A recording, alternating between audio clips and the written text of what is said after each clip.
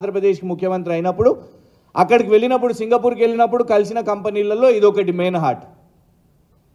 అదే main heart ఇప్పుడు మరి చంద్రబాబు నాయుడు గారి శిష్యుడు అయిన రేవంత్ రెడ్డి గారిని కలవడానికి ఇక్కడికి వస్తారు.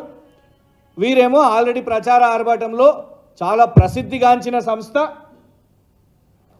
చాలా పేరున్న సంస్థ, వాళ్లకు మనం మూసీ నది కార్యక్రమము మొత్తం పరిశుభ్రత చేయడానికి దాని ప్రాజెక్టు అప్పజెప్పేస్తాము అని ఎలాంటి టెండర్ లేకుండా అని ప్రకటనలు. లుకౌట్ నోటీస్ అంతర్జాతీయ క్రిమినల్కు 3000 కోట్లు ఎగవేత చేసిన క్రిమినల్కు ముఖ్యమంత్రి గారు పక్కన కూర్చోబెట్టుకొని సమావేశాలు ఏర్పాటు చేసి మరి ఏం చేసే ప్రయత్నం చేస్తుర్రో కాంగ్రెస్ ప్రభుత్వం చెప్పాల్సిన అవసరం ఉన్నది. ఇట్లాంటి ఫ్రాడ్ సంస్థలకు తెలంగాణను దారదత్తం చేయడానికి ఎవరు కూడా సహించరు. మొన్న గోధి విషయం మీద కూడా మౌనం వహించారు, సమాధానం చెప్పలేదు. ఎట్లా 27 లక్షల కంపెనీకి 8000 కోట్ల పెట్టుబడి ఎట్లొస్తుంది అనేది ఆ ప్రకటన, దాని మీద సమాధానం లేదు. దీని మీద సమాధానం చెప్పాల్సిన అవసరం ఉన్నది. ఇంటర్నేషనల్ క్రిమినల్స్ కోసం తెలంగాణ కాంట్రాక్ట్లు వితౌట్ టెండర్ ఎట్లిస్తారు సమాధానం చెప్పాల్సిన అవసరం ఉన్నది. కేడీలకు తెలంగాణ సచివాలయం ఎందుకు ఎంట్రీ వస్తుంది, ఎందుకు ఆడియన్స్ ఇస్తున్నారు, ఈ కంపెనీని ఎందుకు ఎలివేట్ చేస్తున్నారు, దీని వెనుక కమిషన్లు ఉన్నాయా అనేది ఇవాళ సమాధానం చెప్పాల్సిన అవసరం ఉన్నది. హర్షద్ రేవంత్ మెహతా గారు ఈ స్కాములు ఫ్రాడ్లు చేయడానికి మీకు రెడ్ కార్పెట్ ఇవాళ మేము ఇవ్వడం కూడా ఇవ్వలేదు. ఖచ్చితంగా ప్రశ్నిస్తాం. ఇవాళ ప్రశ్నిస్తే మళ్ళీ ఇంకొక సమస్య ఏమున్నదంటే వాళ్ళు ఇష్టం వచ్చినట్టు మాట్లాడతారు, అడ్డం పొడుగు మాట్లాడతారు. ముఖ్యమంత్రి మాట్లాడతాడు, ఓడిపోయినా అని మాట్లాడతాడు, రేపేదో అవకాశాలు కావాలని ఇంకొందరు మాట్లాడతారు. జీవన్ రెడ్డి గారు ఓడిపోయారు, వారు ఎమ్మెల్సీగా కూడా ఉన్నారు, వారికి ఏదో మంత్రి పదవి కావాలనుకుంటారు. రోజు ప్రెస్ మీట్ పెట్టి బాధుడే. ఆయనే సరిపోయింది అనుకుంటే ఇంకొక వ్యక్తి మైనంపల్లి హనుమంతరావు ఫ్రస్ట్రేషన్లు ఉన్నాడు కావచ్చు, ఎలక్షన్స్ ఓడిపోయిండని.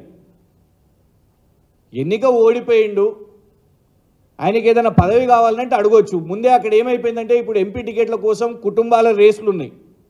బట్టి విక్రమార్క గారు సతీమణి, బట్టి విక్రమార్క గారి సోదరులు, పొంగులేటి శ్రీనివాసరెడ్డి గారి తమ్ముడు, ముఖ్యమంత్రి గారి తమ్ముడు, జానారెడ్డి గారి పెద్ద కొడుకు, ఇది అయ్యేసరికి ఇప్పుడు మైనంపల్లి హనుమంతరావు వెనుకబడుతున్నా కావచ్చు అని ఆయన ప్రెస్ మీట్లు. పోనీ ప్రెస్ మీట్ పెడితే ఇట్లాంటి కేడీల గురించి ఇవేమన్నా మాట్లాడతారా అంటే అది కాదు. హరీష్ రావు గారిని తిడితే న్యూస్లోకి వస్తాం, కేటీఆర్ గారిని తిడితే న్యూస్లోకి వస్తాం. కేటీఆర్ గారికి కేవలం ఇంగ్లీషే వచ్చంట, సబ్జెక్ట్ రాదంట.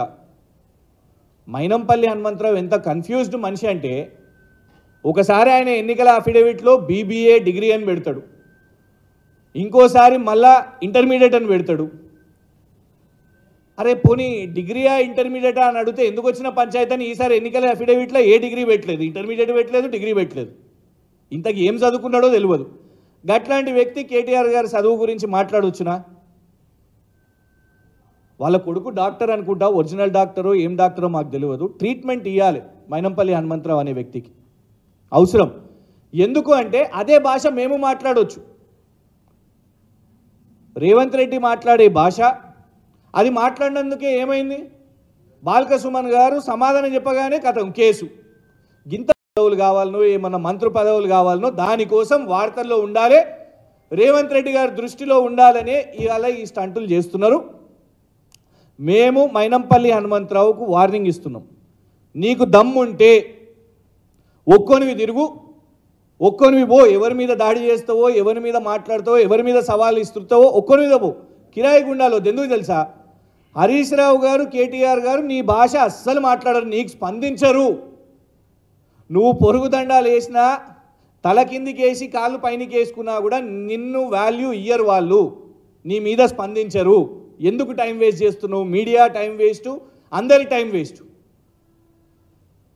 నువ్వు నిజంగా ఏమన్నా కావాలి, నీకు ఏమైనా పదవులు కావాలంటే పో, రేవంత్ రెడ్డి కాలు మొక్కుతావో, సోనియా గాంధీ గారు కాలు మొక్కుతావో, రాహుల్ గాంధీ గారు కాలు మొక్కుతావో అట్లా తెచ్చుకో పదవులు.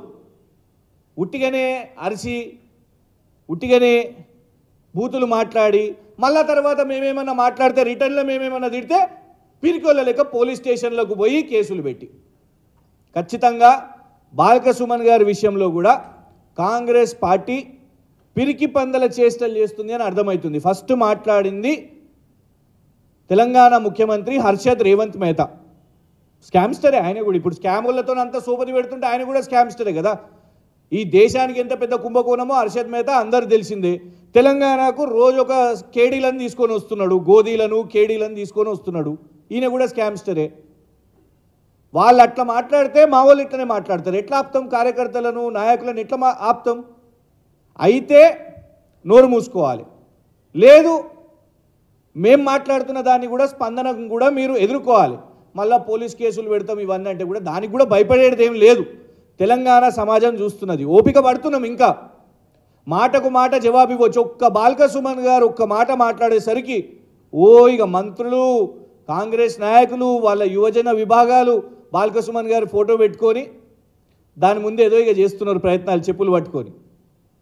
ఆయన అనాల్సింది అనేసిండు. టైం మీరే వేస్ట్ చేసుకుంటున్నారు. మీరు కంట్రోల్ చేసుకోవాలనుకుంటే మీ వాళ్ళని కంట్రోల్ చేసుకోండి. సీఎం నుంచి మొదలు పెట్టుకుంటే మైనంపల్లి హనుమంతరావు లాంటి జోకర్లు మీ నోరు అదుపులో పెట్టుకోండి. లేకపోతే ధీటైన సమాధానం చెప్పగలుగుతాం. మేము కిరాయి గుండాలను పెట్టుకొని తిరిగాం. హనుమంతరావు 10 కార్లు వేసుకొని సైరన్లు వేసుకొని కిరాయి గుండాలు ఉండరు. బీఆర్ఎస్కి నికార్సైన కార్యకర్తలు ఉంటారు. హరీష్ రావు గారు వెంటైనా, కేటీఆర్ గారు వెంటైనా, ఏ నాయకుని వెంటైనా ఇక్కడ కార్యకర్తలే ఉంటారు. తెగించి పోరాడతాం, గుండాగిరి చేయం, కానీ ఎక్కువ రోజులు కూడా సహించం.